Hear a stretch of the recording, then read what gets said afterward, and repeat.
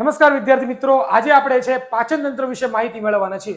આપણે રોજબરોજ જીવનમાં ઘણો બધો ખોરાક ખાઈએ છીએ અને આ ખોરાક છે ખૂબ જ જટિલ પદાર્થોનો બનેલો હોય છે. તો એ જટિલ પદાર્થોનું સરળ સ્વરૂપમાં જો વિભાજિત કરવું હોય તો આપણા શરીરને છે એ અમુક પ્રકારની રચનાની જરૂર પડે છે, અમુક પ્રકારના અંગતંત્રની રચનાની જરૂર પડે છે, જેને આપણે પાચન તંત્ર કહીએ છીએ. અને આ જે પાચન તંત્ર છે વિદ્યાર્થી મિત્રો, આ જે પાચન તંત્ર છે આપણા શરીરમાં રહેલા જે કાર્બોદિત, પ્રોટીન અને ચરબી જે છે એનું પૂર્ણ પાચન કરે છે. કોણ? તો કે આપણું શરીર કરે છે, બરોબર. અને આપણા જે ખોરાકની અંદર કાર્બોદિત, પ્રોટીન અને ચરબી છે એના સરળ સ્વરૂપમાં વિભાજિત કરી અને એમાંથી પોષણ મેળવીને આપણું જે શરીર છે એ પોતે શક્તિ મેળવે છે, બંધારણનું કામકાજ કરે છે અને સમારકામનું કામકાજ કરે છે. ઓકે, એટલા માટે જ ભગવાને આપણને સરસ મજાનું છે એ પાચન તંત્ર આપેલું છે. અને આ જે પાચન તંત્ર છે એ મુખથી શરૂ થાય છે અને આપણા મળદ્વાર સુધી હોય છે. આશરે જો આપણે એની વાત કરીએ તો આ 9 મીટર લાંબુ જે છે એ આપણા શરીરની અંદર ગૂંચળામય રીતે આવેલું જે છે એ આ પાચન તંત્ર હોય છે વિદ્યાર્થી મિત્રો. અને આ જે પાચન તંત્ર છે એની અંદર અલગ અલગ પ્રકારના ઘણા બધા જે છે અંગો જોવા મળે છે.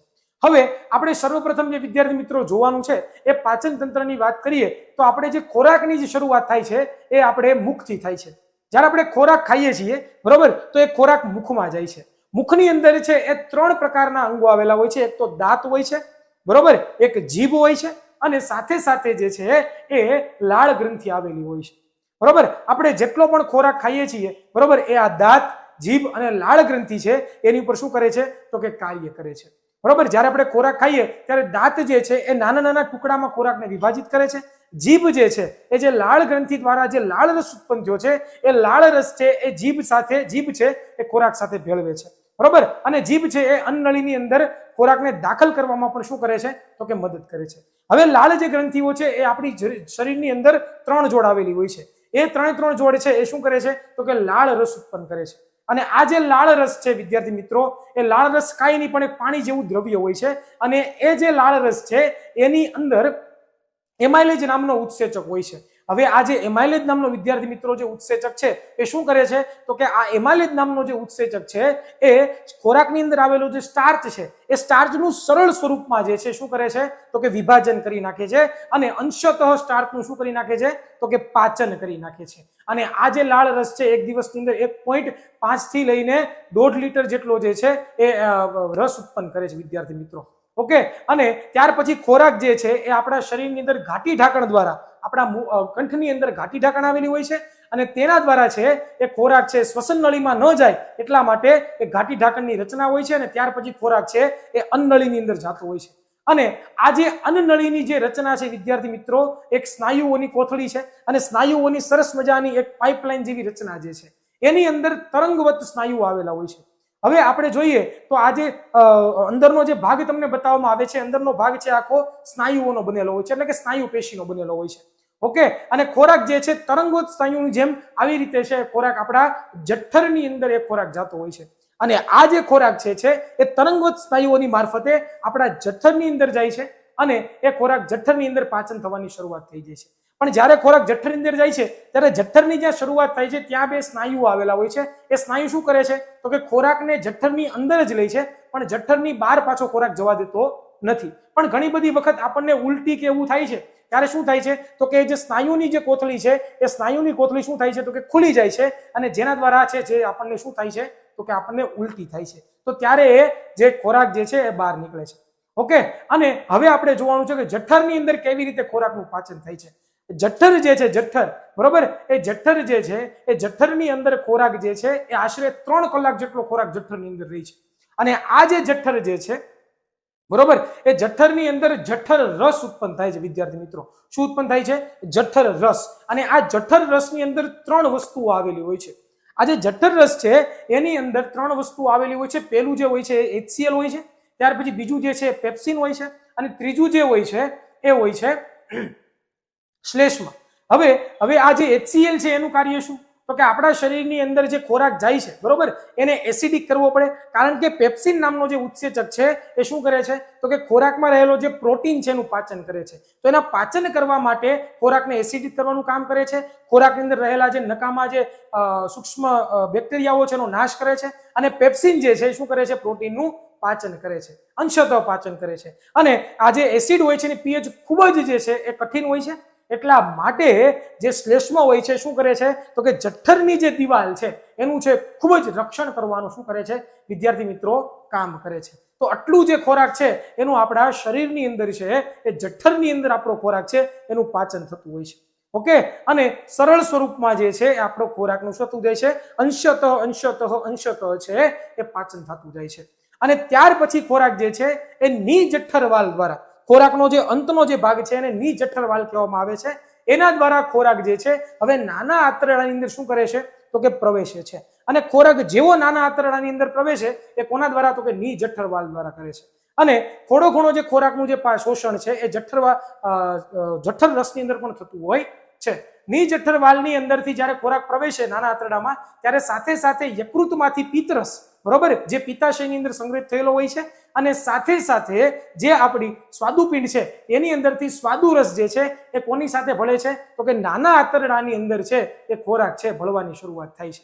ઓકે, અને આ જે નિજઠરવાલ છે વિદ્યાર્થી મિત્રો, એ નિજઠરવાલ ખોરાકનું ખાલી છે એ એક જ ડાયરેક્શનમાં શું કરે છે તો કે આગળ વધારે છે, પાછો જે છે ખોરાકને પાછો જઠરમાં લેતો નથી. ઓકે, અને નાનું આંતરડું જે છે એ સૌથી લાંબામાં લાંબુ છે એ પાચન અંગ છે. નાના આંતરડાની જે લંબાઈ છે 6.5 મીટર જેટલી આશરે હોય છે, અને એના અંત ભાગની અંદર નાના નાના જે છે એ રસાંકુરો આવેલા હોય છે, આંગળી જેવા નાના પ્રવર્ધો આવેલા હોય છે. ત્યાર પછી આ જે સ્વાદુરસ જે છે એની અંદર ટ્રિપ્સિન અને લાઇપેઝ નામના ઉત્સેચકો આવેલા હોય છે, જે શું કરે છે તો કે પ્રોટીનનું અને ચરબીનું જે છે પાચન કરે છે. જે યકૃતની અંદરથી જે પિત્તરસ નીકળે છે, પિત્તરસ જે છે એ ચરબીના જે મોટા મોટા ગોલકો છે એ ચરબીના મોટા મોટા ગોલકોનું નાના નાના ગોલકોમાં શું કરે છે તો કે વિભાજિત કરે છે. અને ત્યાર પછી જે છે એ નાના આંતરડાની અંદર આંત્રરસ આવેલો હોય. શું આવેલું હોય?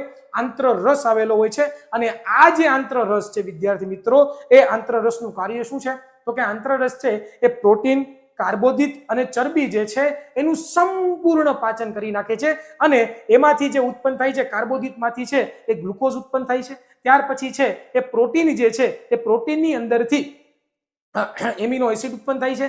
અને સાથે સાથે જે ચરબી જે છે એ ચરબીની અંદરથી સરસ મજાનો છે એ લાઇપેઝ નામનો ઉત્સેચક ઉત્પન્ન થાય છે.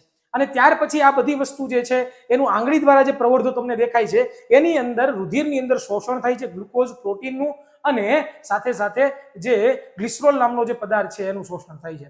અને આ જે ખોરાક છે ત્યાર પછી છે એ અપાચિત ખોરાક મોટા આંતરડામાં દાખલ થાય છે વિદ્યાર્થી મિત્રો. અને મોટા આંતરડાની અંદર છે એ ખોરાક આવે છે, અને મોટું આંતરડું જે છે તમને અહીંયા બતાવેલું છે એવી રીતનો આકાર હોય છે. આશરે એનો જે લેન્થ હોય છે એ 1.5 મીટર જેટલી લેન્થ હોય છે. અને એની અંદર જે છે એ નાના આંતરડાની ફરતે કોર જે છે આવી રીતના આકારનું આવેલું હોય છે. એની અંદર જ્યારે ખોરાક દાખલ થાય છે ત્યારે એની અંદર રહેલા જે વધારાનું જે પાણી છે, અપાચિત ખોરાકની અંદર રહેલું જે પાણી છે એનું શોષણ થાય છે. સાથે સાથે એની અંદર રહેલા જે ખનિજ તત્વો છે એ ખનિજ તત્વોનું પણ શું થાય છે વિદ્યાર્થી મિત્રો તો કે શોષણ થાય છે. અને ત્યાર પછી એ ખોરાક છે ધીમે ધીમે કઠણ થતો જાય છે, એટલે કે એમાંથી પાણી દૂર થતું જાય છે, અને મળ સ્વરૂપે જે છે આપણને ખોરાક મળે, મળ સ્વરૂપે અપાચિત ખોરાક રહે છે.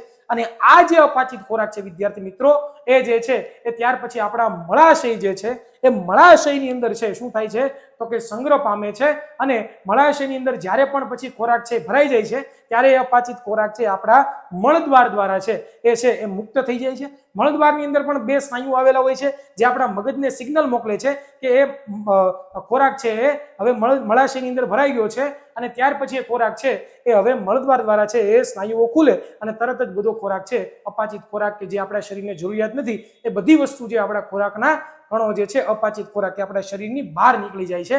અને એનાથી આપણા શરીરની અંદર વધેલો જે નકામો કચરો છે એ શરીરના બહાર નીકળવાથી આપણા શરીરને છે ઘણું બધું રિલેક્સેશન ફીલ થાય છે.